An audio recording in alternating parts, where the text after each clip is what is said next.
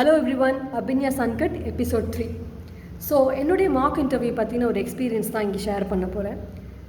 பொதுவாக யூபிஎஸ்சி பொறுத்த வரைக்கும் preliminary, mains and interview 3 stages இருக்கிறது நம்ம எல்லாருக்குமே நல்லா தெரியும். முதல்ல நம்ம மாற்ற வேண்டிய ஒரு விஷயம், அது இன்டர்வியூன்னு சொல்லாமல் பர்சனாலிட்டி டெஸ்ட் அப்படின்னு நம்ம சொல்ல பழகிறது தான்.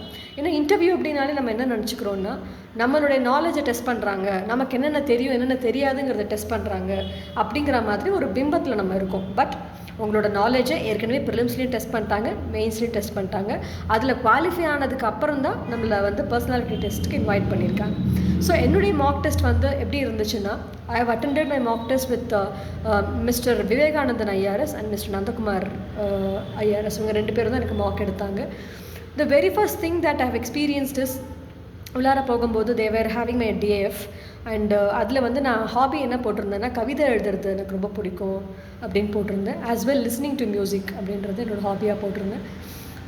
இதை தவிர அதில் வேறு என்ன அக்கம்ப்ளிஷ்மெண்ட்ஸ்லாம் நம்ம பண்ணியிருக்கோங்கிற இடத்துல நான் பெருசாக எதுவுமே போடலை. பிகாஸ் நம்ம எப்போயுமே டிஏஎஃப்ல என்ன பண்ணுவோம்னா, நம்மளை பற்றின எல்லா பாசிட்டிவ் விஷயத்தையும் சொல்லி பெஞ்ச் மார்க்கை இப்படி செட் பண்ணி வச்சுருப்போம். ஸோ அந்த பெஞ்ச் மார்க் செட் பண்ணி வச்சிட்டோம் அப்படின்னா, டெஃபினட்டாக அதை நம்ம மீட் பண்ணலைன்னா it will be a very big disappointment in both the sides.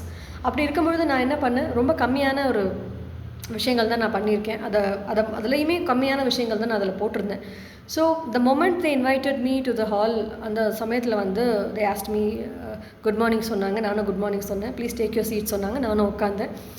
அதுக்கப்புறம் the first thing they was checking my profile was like Tiruvarur அப்படின்றது என்னோடய சொந்த ஊர்.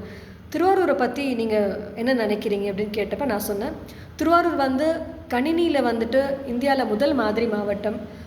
ஒரு டிஸ்ட்ரிக்டில் கம்ப்யூட்டர் அப்படிங்கிறத கொண்டு டிஜிட்டைஸ் பண்ணது அப்படிங்கிறது திருவாரூரில் தான் நடந்துச்சு. ப்ராபப்ளி இந்த இயர் ஆஃப் 1999 இந்த இயர், அது எனக்கு உறுதியாக தெரியல. பட் அந்த இயரில் தான் அப்படி ஆச்சு.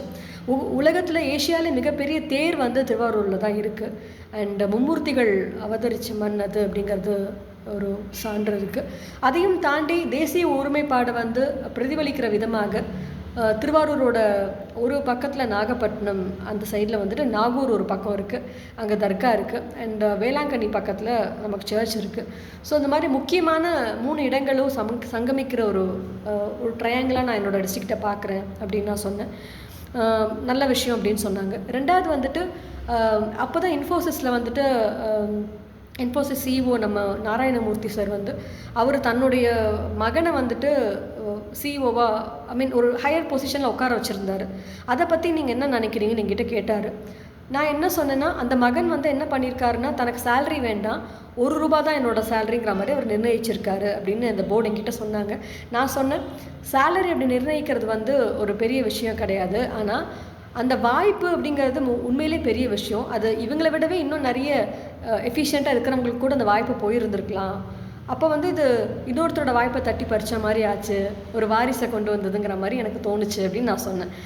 ஸோ அப்போ அவர் சேலரி ₹1 தான் வாங்குறாரு, அதில் உங்களுக்கு எந்த உடன்பாடும் இல்லையான்னு கேட்டப்போ நான் என்ன சொன்னேன்னா, சேலரி வாங்குறதுங்கிறது ஒருத்தரோட தனிப்பட்ட விருப்பம். அவர் ₹1 வாங்கினாலும் 1 கோடி வாங்கினாலும் அப்பாவோட அசட் அப்படிங்கிறதுல he knows what he can do in his life. அப்போ அந்த வாய்ப்பு தட்டி பறிச்சதாக தான் எனக்கு தோணுது அப்படின்னு சொன்னேன்.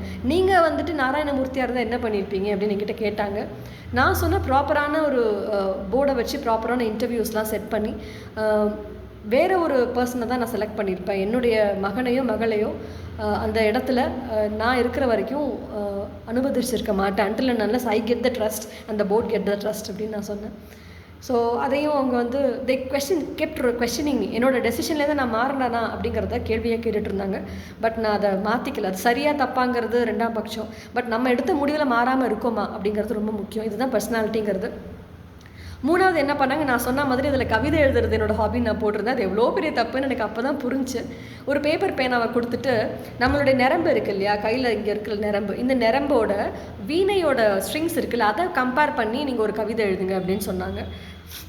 நான் I have taken a deep breath. நான் கொஞ்சம் தண்ணி குடிச்சிக்கிறேன்னு கேட்டு தண்ணி குடித்தேன். அப்போது அந்த மொமெண்ட்டில் நான் என்ன எழுதுனேன்னா, 2த்துலேயுமே உயிர் இருக்குது. இங்கிலீஷில் தான் அந்த கவிதை எழுதினேன். இந்த நாடிலையும் தொட்டு பார்க்கும்பொழுது ஒரு உயிர் இருக்கும், அந்த நாடிலையும் தொட்டு பார்க்கும்போது ஒரு உயிர் இருக்கும். 2த்தை மீட்டுறது கை யாரோ அந்த கையை பொறுத்து தான் ஒளி அழகாக மாறும் அப்படின்னு நான் எழுதியிருந்தேன். அந்த மொமெண்ட்டில் தோணுச்சு. அது இங்கிலீஷில் எழுதியிருந்தேன், இப்போ எனக்கு அது ஞாபகம் இல்லை. பட் இந்த அர்த்தம் வர வகையில் தான் நான் இதை எழுதியிருந்தேன். அதை அப்ரிஷியேட் பண்ணியிருந்தாங்க. பட் எனக்கு நான் சொன்ன எந்த பதில்லையுமே உண்மையாகவே திருப்தியாக இல்லை. ஏன்னா இன்னும் பெர்ஃபார்ம் பண்ணியிருக்கணுமோ, இன்னும் நிறைய நம்ம இன்புட்ஸ் கொடுத்துருக்கணுமோ, இன்னும் நம்ம பர்சனாலிட்டியை பற்றிட்டு சொல்லியிருக்கணுமோ அப்படிங்கிற மாதிரி எனக்கு தோணுச்சு. வாழ்க்கையில் நீங்கள் பண்ண மிகப்பெரிய அச்சீவ்மெண்ட் எது அப்படின்னு என்ன கேட்டாங்க. அப்போ வந்து நான் காலேஜில் வந்துட்டு பெஸ்ட் அவுட் கோயிங் ஸ்டூடெண்ட் அப்படிங்கிற அவார்ட் அண்ணா யூனிவர்சிட்டியோட இதுலேருந்து நான் வாங்கியிருந்தேன். பட் அதை நான் பற்றி பேசலை. நான் என்ன என்னோடய பிக்கெஸ்ட் அச்சீவ்மெண்ட்டுன்னு சொன்னேன்னா, கார்கில் நடந்து கொஞ்ச நாள் கழித்து நமக்கு வந்து இந்த குஜராத் பூகம்பம் நடந்துச்சு. அப்போ என்னென்னா, நாங்கள் வந்து எங்களோட காலனியில் சில்ட்ரன்ஸ் கிளப்னு ஒரு அசோசியேஷன் வச்சுருந்தோம். யாருன்னா, நான், என்னோட neighbour missus Nafeesa Banu and doctor Surendran, he's a doctor now, doctor Surendran, doctor Subhadra, she is also a doctor now, and mister Sriram, he is a business owner now. நாங்கள் 5 பேரும் அந்த கிளப்பை வச்சு நடத்திட்டு இருந்தோம். அப்படின்னா என்னென்னா, ஒரு காலேஜோட பிரின்சிபலை கூப்பிட்டு மொட்டை மாடியில் ஒரு மெழுகுவத்தி ஏற்றி வச்சுட்டு டெய்லி ஹோம் ஒர்க்ஸ் கரெக்டாக பண்ணணும், நம்ம குப்பையை வந்து வெளியில் போடக்கூடாது, பேரண்ட்ஸை வந்து மதித்து நடக்கணும், அப்புறம் வந்து காலனியில் வந்துட்டு இருக்கிற எல்லார் வீட்டுக்கும் ஏதாவது ஹெல்ப்னால் நம்ம ஓடி போய் செய்யணும், இந்த மாதிரியான கொள்கைகள் வச்சுருந்தோம். ப்ளஸ் நம்ம வந்து சீக்கிரம் எழுந்திரிச்சு நம்மளுடைய பணிகளை நம்ம கரெக்டாக பார்க்கணும். இதுதான் அந்த கிளப்போட கொள்கை. அந்த பூகம்பம் வந்தப்போ நாங்கள் என்ன பண்ணோன்னா, வீடு வீடாக போய் ஃபண்டு கலெக்ட் பண்ணி போகலாம். ஏன்னா அப்போ வந்து சன் டிவியில் வந்துட்டு 500 ரூபாய்க்கு மேலே கொடுத்தா பேர் போடுவாங்க. ஸோ எங்களுக்கு வந்து பேர் வரணுங்கிறத விட நம்ம போய் ஏதாவது செய்யணும் அப்படிங்கிற மாதிரி ஆசை இருந்துச்சு.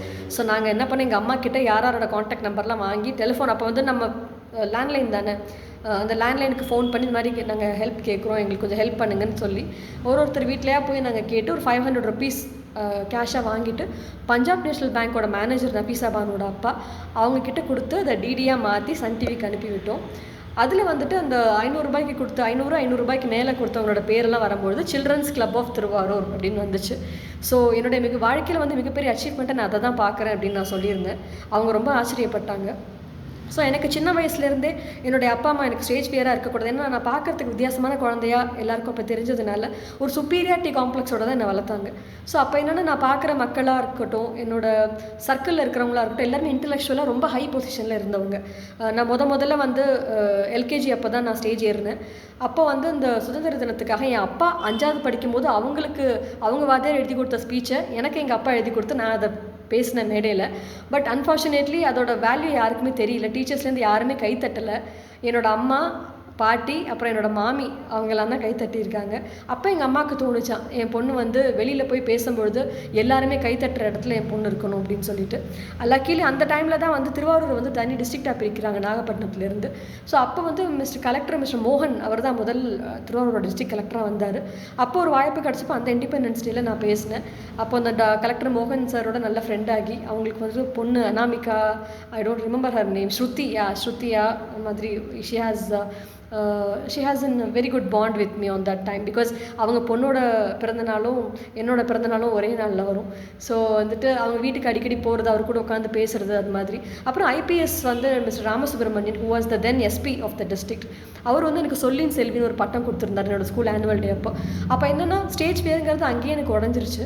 இன்னொன்று வந்து ஸ்டேஜில் நம்ம ஏறி பேசுகிறோம் அப்படின்னா நம்ம என்ன பேசுகிறோங்கிறத விட நம்ம என்ன முயற்சி எடுத்து அங்கே போய் நிற்கிறோங்கிறது தான் ரொம்ப முக்கியம். ஸோ நம்ம வந்து சொதப்பலாம், தப்பாக பேசலாம், டசன்ட் மேட்டர். ட்ரை பண்ணாமல் இருக்கிறது தான் தப்பே தவிர ஒரு ஸ்டேஜில் போய் நம்ம பேச தெரியாமல் ஏதாவது பேசிட்டு வரதுனால ஒரு பெரிய அவமானமானு கேட்டால் சத்தியமாக நான் இல்லைன்னு தான் சொல்லுவேன்.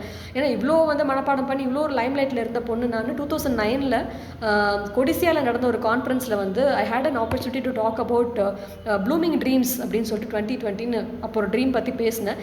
இந்த same stage mister Jaggi Vasudev அவரும் அந்த ஸ்டேஜில் இருந்தார். என்னோட ப்ரோக்ராம்க்கு அடுத்தது அவர் ப்ரோக்ராம் இருந்துச்சு.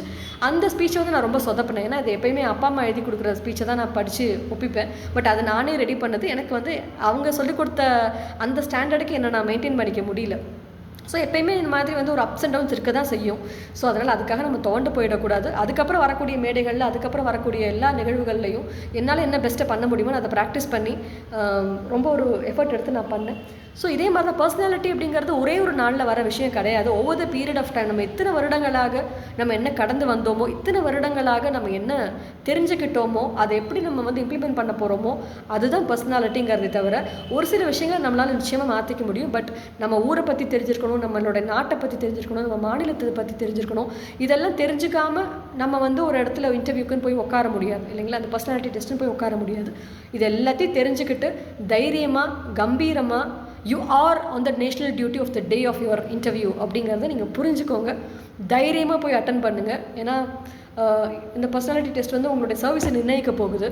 ஸோ இவ்வளோ தூரம் வந்துட்டோம், இன்னும் ஒரு 2 அடி தானே, இதை நல்லபடியாக முடிச்சுட்டு சந்தோஷமாக வெளில போவோம் அப்படிங்கிற நினப்போடு நீங்கள் இருக்கணும். ஸோ என்னுடைய மனமார்ந்த வாழ்த்துக்கள் இன்டர்வியூக்கு போகிற எல்லாருக்கும். And thank you so much for your patience listening. And this is Abhinya signing off. This is Abhinya Sankat episode 3.